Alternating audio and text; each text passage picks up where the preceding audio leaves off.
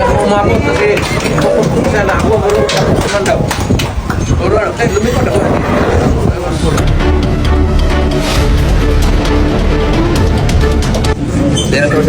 General Kinsay po.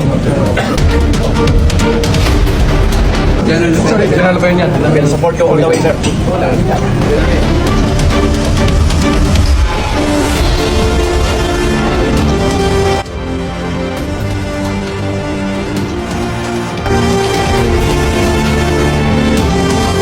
Marcoleta number 1.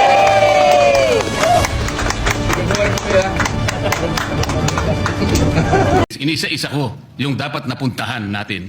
Para sa ganon, lahat ng inaakala nating ebidensyang magtuturo kung saan dapat at kung sino dapat ang managot, doon lang natin makikita at ang taong bayan po ay nakikinig at nagbabantay.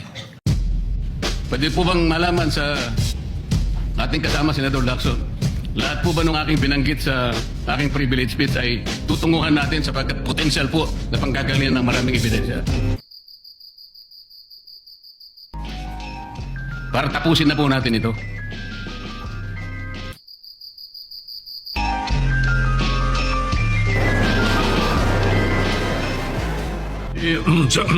Senator Lacson sat down. He no longer has the No, floor. Mr. President.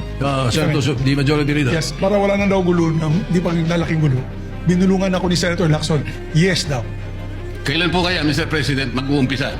Eh, bitin na naman po, Mr. President. Ayoko pong mabitin ng taong bayan, Mr. President. Kaya gusto ko pong malaman, kailan, anong oras, tuloy-tuloy po ba para sa ganun? Ay mapayapa naman ang kalooban ng ating mga kababayan. You can be right, you can be wrong.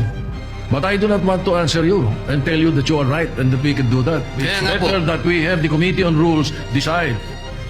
That is the best thing to do. And not belabor the issue.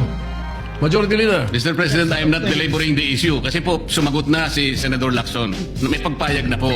So wala na pong problema doon. Ang pinag-uusapan na lang para malinawan, schedule na lang po.